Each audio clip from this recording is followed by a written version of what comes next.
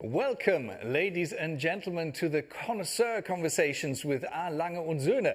My name is Naughton, and I have the honor to host the upcoming 30 minutes where we will focus on what it means to collect watches, especially those from a.lange Söhne. What does it mean to collect mesmerizing timepieces? How do some of the world's leading collectors get started? And what is on their wish list, especially when it comes to a.lange Söhne? And for this conversation, I have the honor to welcome the CEO of a.lange Söhne, Wilhelm Schmid. Hi everybody. Good to see you. But the honor is actually with our two guests because I'm paid for it. They do it for pleasure. Excellent. And connected to us via video call, I welcome Gary Getz from the United States of America and Alexandre Ghotbi from Switzerland. Welcome, gentlemen. It really is a great honor and pleasure to have you here in this conversation. Hello. Thank you. Thank you for the invitation. Pleasure to have you two, I have to say. Thanks again. Really appreciate it. So, shall we get the conversation started then? I mean, it all starts at some point, not only a conversation, also watch enthusiasm. And it's always interesting to hear the beginnings, the roots of each collector's or enthusiast's story. So, Mr. Getz, do you remember this moment where you thought, I'm not only interested in time, but in timepieces? Well, yeah. I think all men's origin story is the same, right? Either my father had a watch or my grandfather had a watch, and my grandfather had a pocket watch that I still have, and that was a long, long time ago. I bought my first watch for myself 50 years ago this summer. I was very young, and but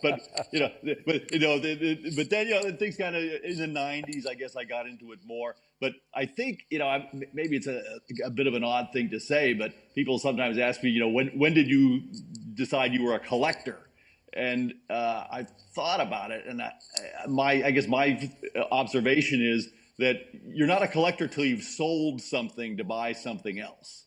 And Alex, I'm sure as an auctioneer, you'll be happy to hear that. But it's, it was the moment where I said, well, I've got some watches. I like the watches, but now I'm going to make a list of pieces that I really want to have, and I'm going to save up, and maybe I'll sell 2 or 3 pieces to buy one nicer one. And, you start putting some structure to things.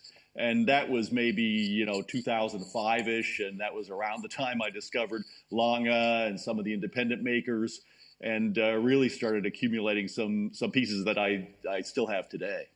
Right. And you are a regular columnist for Quill and Pad, obviously reviewing watches, sharing your passion.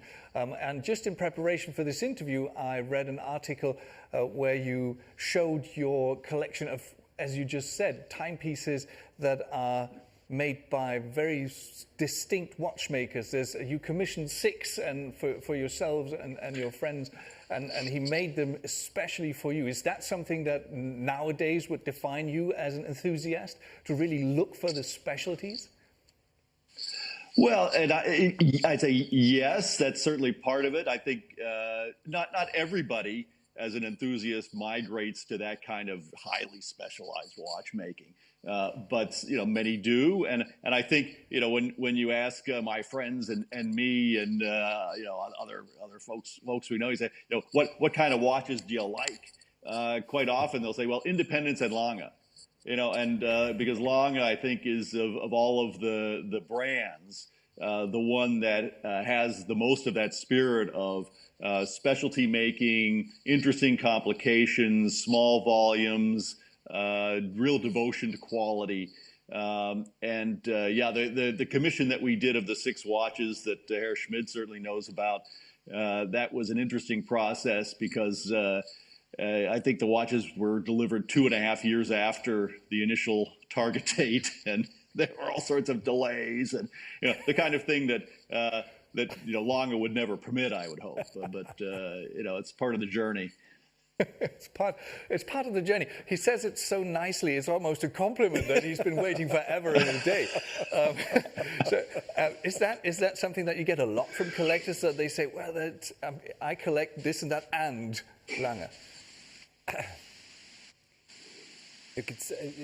I believe, and I like that, I loved as the Indies started to be represented at Watches and Wonders in Geneva, because that is where we feel at ease. I can discuss hours with Max and people like them, because I think that is then not a competitive talk anymore. It is a talk amongst like-minded people. Right. And there is no envy. They can appreciate what we do, and we can appreciate what they do. So it's almost like a little paradise, because we all compete, but we also don't compete. We respect each other. And I think a bit of that is what Gary wanted to express if you ask collectors, at least those that are into speciality. I think there are many different types of collector, and there is no right or wrong. Right. It's just the way you structure it. And I believe, because we are so relatively unknown, which is something we share with probably most of the independents, because they are probably even less unknown, right, or less well known than us. It deserves a certain knowledge and also the devotion to be knowledgeable, to then appreciate what we do. It's not an instantaneously buy or an impulse buy, right, because that really happens. Is that how you see it, Gary, as well? Oh yeah,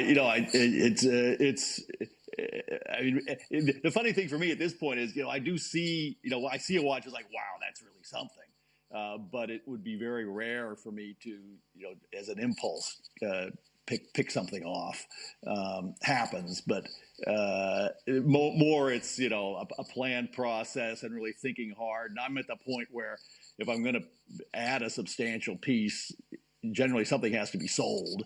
And so the question is always, well, do I like this new one more than something that I already have? Yeah. All the ones I didn't love, I sold a long time ago. So it can be, you have to think about it pretty hard to add something new.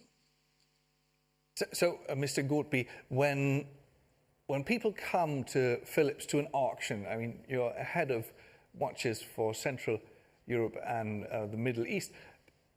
Do you bank on them acting out of impulse, or do you always know that when it's about a watch auction, when it's about collectors, they're very structured, they have a strategy, and they look for something very specific? Do you get the occasional, I just want that watch kind of guy in the auction?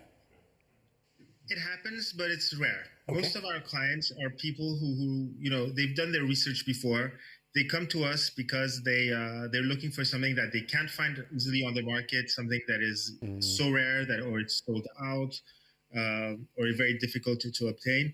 So we most of our clients come to us because they're looking for something specific, or they see the catalog and they're like, great, this watch that I've been searching for a year, 2 years, 10 years, whatever, is finally there and I can get it.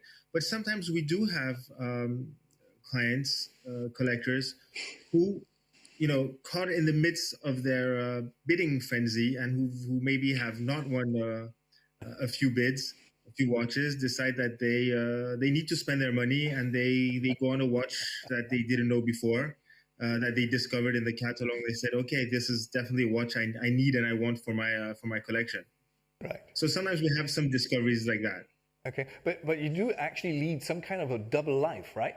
I mean, you're auctioning watches, but at the same time, you yourself are a collector or an enthusiast.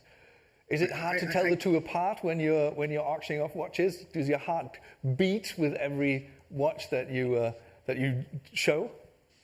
Listen, I'm like a kid in a candy store every day. I used to have a whole different life before joining the watch world, and I joined watches out of passion.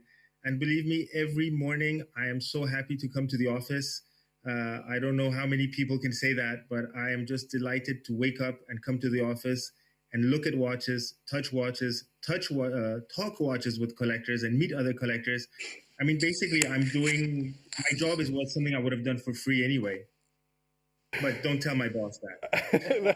This is strictly exclusive because we're sitting here with people who also would work for free if they were asked. No, I'm just kidding. But I mean, you must have the same feeling. I mean, whenever I speak with you, when we're off camera, it's the passion, the enthusiasm.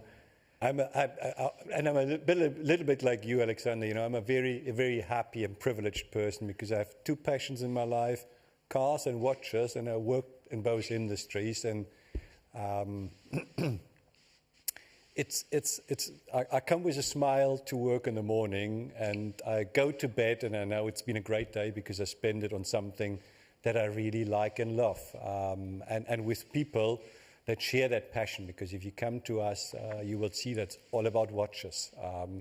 They think, drink, talk, watches, and that's what we are about. If you come to a.lange Söhne, and that's sort of the common denominator that goes through the company. Right. And it doesn't stop with watchmakers, to make that point clear. If I go into the accounting department, you will see exactly the same passion for what we do.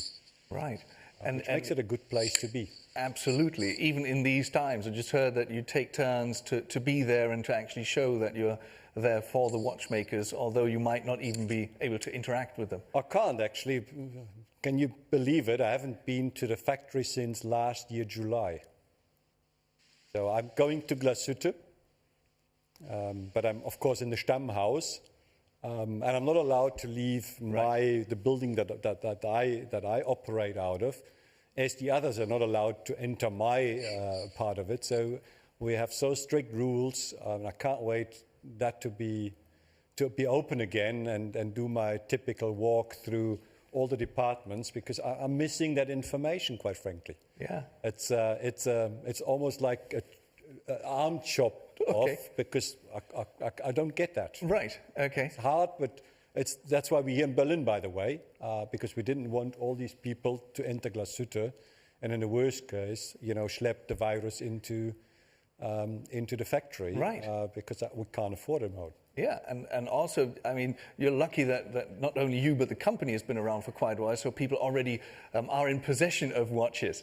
And Mr. Ghotbi, if I'm not mistaken, you have been in possession of a.lange Söhne timepiece for quite a while. It's a cabaret, so that's a very, for me at least as a part outsider, very unusual watch. Can you tell us something about that? Yeah, surprisingly, when I really got interested in Lange or discovered Lange, it was in the late 1990s. And I went to a shop in Paris, Wempe, not to name them, who were carrying Lange, and I asked for the catalog. And I think for weeks and for months, I devoured that catalog. It was this big gray catalog, kind of a A4 format. It was amazing. And I think the logical choice for many would have been the Lange 1, because it was already an iconic piece and a signature watch from Lange. But I found the Cabaret absolutely delightful for obviously the design, which was very unusual, but the movement, and this is something so specific to Lange, is the movement was a rectangular movement that fit exactly into the case. In the late 1990s, you didn't have that. You had round movements in rectangular cases wherever you looked. And this, for me, was just amazing. The attention to details, the movement, the movement finish was drop dead gorgeous. I mean, the Lange was doing something very few were doing. And, the gold chatons, the red rubies, the blue screws. I mean, it was Technicolor. It was one of the most amazing watches in terms of design and techniques I had ever seen. I guess if I would ask Mr. Getz, he'd say it was a feast, or is a feast for the eyes, because that's something I fished out of the internet, and you must have said it because it is in the internet.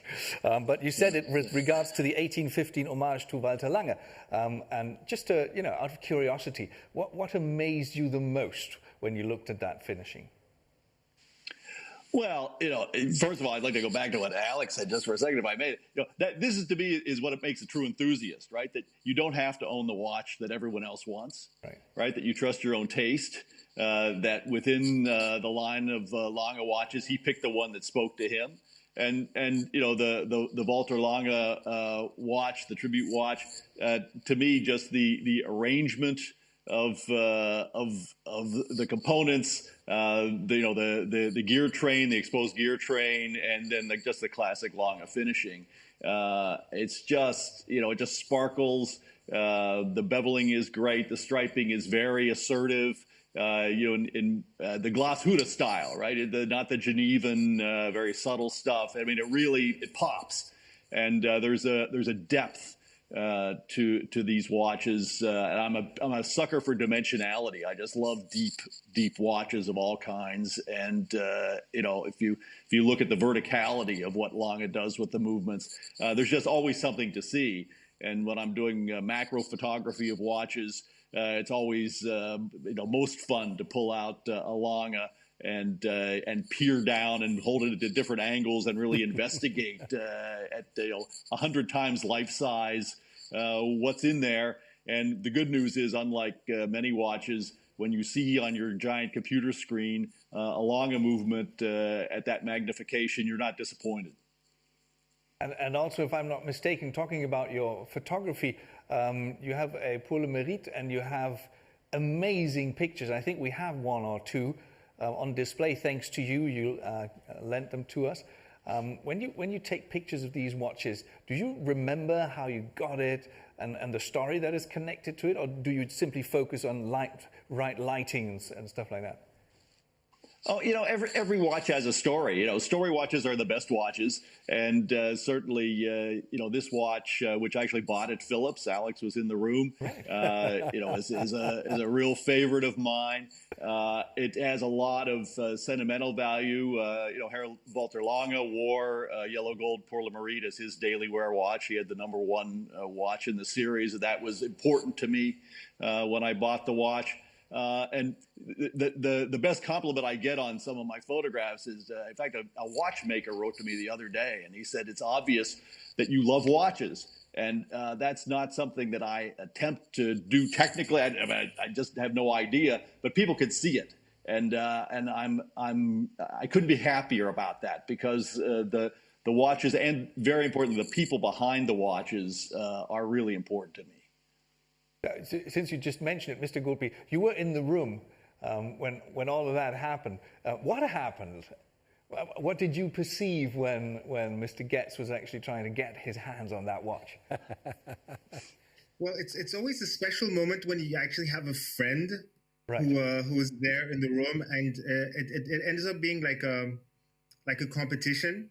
Imagine you have two of your favorite two football teams playing, and then you're going for your favorite. And in this case, I just wanted Gary to get it. But since he's also my friend, I wanted him to get it for the lowest price possible. Another one of these answers that we have to cut right out. so nobody will ever have heard it. We just pretend that it wasn't said. But thank you very much for this honesty. I mean, obviously, you've been around Lange and Söhne timepieces for a long time. Do you sometimes sneak into auctions to just see what it is like when people try to outbid themselves for one of your wonderful timepieces? Honestly, once. Okay. And I think, Alexander, you know which auction that was. Right. Yes. And it was a very exciting day for us. Turned out to be a great success. And it's exactly the watch you just referred to as you addressed Gary with the 1815 homage. It was the weirdest. Anyhow, to have two second hands on a watch is something which you usually don't do. For what would you do it? Right. One jumping, one normal. Why would you do something like this? And then, just to repeat the story a little bit, because I think that is very much our Lange und Söhne. We had a year time to develop that watch. because it was to commemorate Mr. Walter's passing away at the previous year SIHH. So 1 year, and I think we in total produce about 240 watches. So we developed a whole movement, and we said we only produce these in, I think, 240 or 250 in total. That's it. And one watch, which is very unusual because it's a steel watch, which is the least expensive material, and then with a black enamel dial, which is usually the most expensive to produce. So that combination, and only one, obviously created quite a bit of buzz.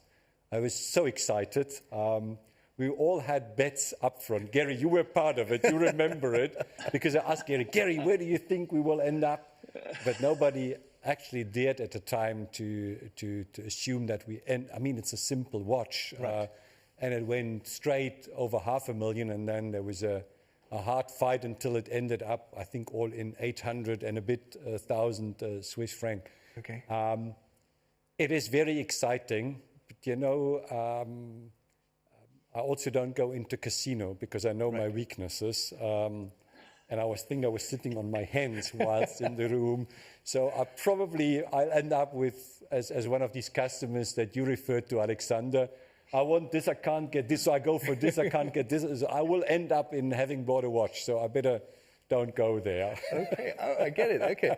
So the safest place to prohibit that from happening is to go to Glashütte. Absolutely. And I love our watches and I buy them regularly, so I rather spend my money on, where my mouth is. Right.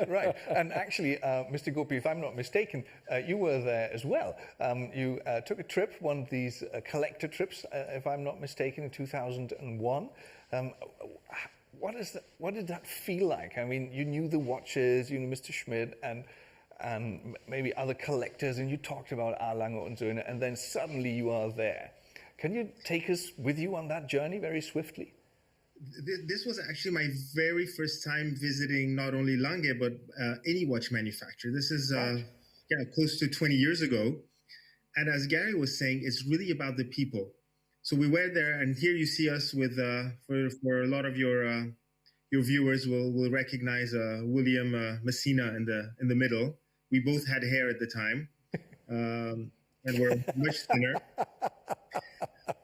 But it was amazing to meet amongst collectors, and there were people from the US, from Europe, from Asia, who all came together to visit Lange, and Lange hosted us delightfully, and we got to meet the fantastic people also in the brand. Walter Lange was still there. We met the watchmakers. We saw how everything was done, how everything was so very artisanal, how much love and the dexterity and attention that went into creating these watches. And from there on, some of the people I met at this trip have become friends, and others I always see with great pleasure when traveling, when Watches and Wonders or ex-SIHH still took place physically. It was really part of the calendar of the year where I was really looking forward to meeting and re-seeing again these old friends. Excellent.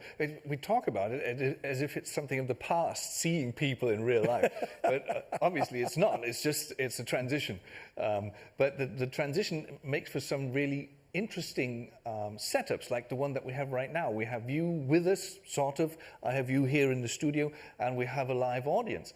And the live audience is reacting to what we're talking about here. And I have one question that came up, and it goes as follows. Which Lange pieces should collectors keep an eye out for right now? And, because you're different people, I get different opinions, and I'd start with you, Mr. Getz. How would you answer that question? Well, first of all, I think the current production pieces are fantastic. I think, the brand new Lange 1 Perpetual with the pink dial is going to be a big winner with the collectors. I think of the more classic pieces, now we're seeing the earliest Lange revival pieces really finding their way. I think that maybe it's a little self-serving, but I think the Pour le Mérite Tourbillon is. I mean, it's so important to the history of Lange It was so daring at the time to make such a complicated watch as part of the launch. It's technically brilliant. It's beautiful. It's connected with both Herr Lange and Herr Blumlein.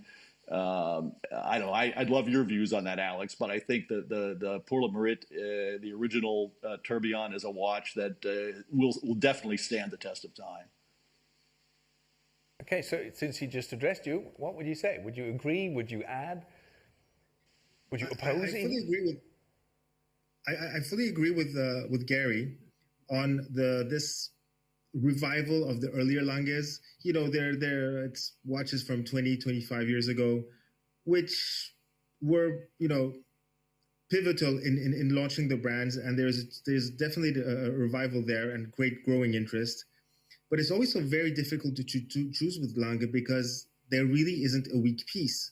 The technical aspects, I mean, Lange, every time they bring out a new watch, they basically bring out a new caliber. They don't use the same caliber in different watches. So it's mind-boggling the amount of work that goes into each watch. But about what Lange to keep an eye on, I'll give an answer which I give to all my clients when saying what should they buy. I say buy and keep an eye on whatever puts a big smile on your face. Whatever that you would want to own, whatever would make you happy, that's what you should go for. Okay. And you fully agree because you... We had a similar discussion this morning with big collectors, and none of them mentioned first investment. That was actually not on their shopping list. They had different categories, but I think you summarized it perfectly. Alexander, what gives you a joy to look at? I think that's what you should go for. Because if you get your money back or not, nobody knows. Let's be very clear and honest. Otherwise, the whole world would buy watches or whatever guarantees you a proper return on invest. But what I know for sure is if you look at it, and you do that, at least I do that quite often, and every time you look at it, it gives you that 5 seconds of joy, sometimes in the days that may be not so joyful. I think that's a proper return on invest, and that's what you should look for. And the other thing which I believe is always good, I think, Gary, you talked about story watches. You know, and it's either a story that's connected to you or it's a story that is connected to somebody that inspired you. But if there is an emotional value attached to a watch, that is unbeatable investment and an unrepeatable investment. That's what I would recommend always. You know, make it used because you buy it for a certain occasion. You get it as a gift for a certain occasion.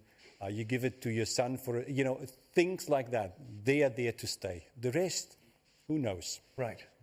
Yeah, there are two different species, so to speak, collectors and investors. And you can't mix them. This is at least what transpires today after we had these two talks. It's, you know, I think it's fair to say that something that is rare and made out of precious metal and, you know, produced by limited resources probably will maintain value. But we also all know that if you're desperate to sell something, you really don't get the best price.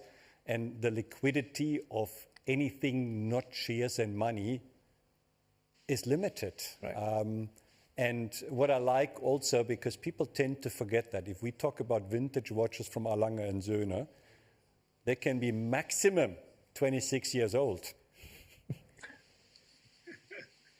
Which is interesting because, you know, we refer to vintage watches, usually watches built in the 60s and the 70s and the 80s. You know, if we talk about Paul Newman and all that, that happened a long, long time ago. Huh?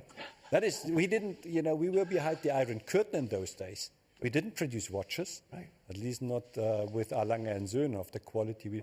So that's a different story. And I see that gaining ground quite a bit. I mean, if you were lucky, you know, we say that, and I didn't have the money, I wasn't lucky. But as 94, the Lange 1 was launched, I so much admired the watch, but it was so far out of what I could finance. I didn't have the money, and that would have been a great investment. You know, one of these 94, 95 watches, that would have been, you know, a watch to enjoy for a life, and then you sell it and sort of multiply your original money by 4 or 5. Right. That's what I could call a great investment. And you enjoyed it every day. That would have been the best. But again, you know, hindsight is a very specific science. I'm not good in it. Excellent. So buy what you want and what you like. Yeah, and timing is something that I'm really terrible at, and which is not good to have at Watches and Wonders, because our time is up, and that is really awful, because we just started to have this conversation. So maybe just one last question to the three of you, so we round off this wonderful connoisseur conversation. Let's make this wish list time. So because it's about the next thing that you'd like to add to your collection.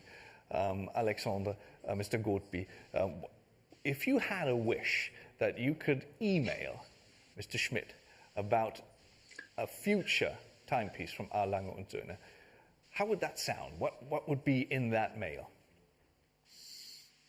Well, my grail Lange is the steel polymeric tourbillon, the unique piece. And I would love to, and I love steel watches with a complicated movement. So maybe the double split, the split in a steel case. I would love that. Okay, noted. And over to you, Mr. Getz. What would you add? Oh, let's see. Well, I've got a couple. One, you know, we're not going to see, I don't think, but we'll drive Tony nuts. How about a double split with a date? That would be pretty nice, but thinner. Yeah, and on 2 hands. And then, yeah, exactly. You know, and then I'm hopeful that we're going to see additional watches in the Odysseus line, and you know, an Odysseus chronograph would be lovely. But I think the trick is not just to put a datograph in an Odysseus case. So, you know, but I think in terms of a really great, you know, daily wearer, that would be wonderful too. That's the great thing. We're recording this so we can play it back to Anthony de Haas, and we get you his reaction then. Obviously, I'm not going to ask you for the next one, but maybe the next car, the next idea that you might want to add to your collection of beautiful things that surround you. What would that be? I will not share, because in the worst case my wife is listening and then all my stories don't work, so I will not share with you. Some things are better left unsaid, but the things that you have said and the passion that you've shared, it was just wonderful. It was really, as I said at the beginning, a great honor and a great pleasure being here with you virtually, here with you in the studio, and I'm looking forward to the next conversation. But this one was just a great pleasure, and I can't thank you enough for taking the time to be here with us and with everyone who's logged on. Yeah, thanks Gary, thanks Alexander, can't wait seeing you in person. But you know what, it's this time I'm more confident that it's happening sooner than we all expected last year. So to all who's listening, stay healthy, stay sane, enjoy watches and life. And soon we're going to see again and celebrate that it's all behind us. Thanks, Gary. Thanks, Alexander. Great. Thank you so much. That is the perfect final words. Stay sane and stay enthused by watches. And keep watching these Connoisseur Conversations by a.lange Söhne. I'm looking forward to seeing you again. Thank you very much. Have a great time. Cheers.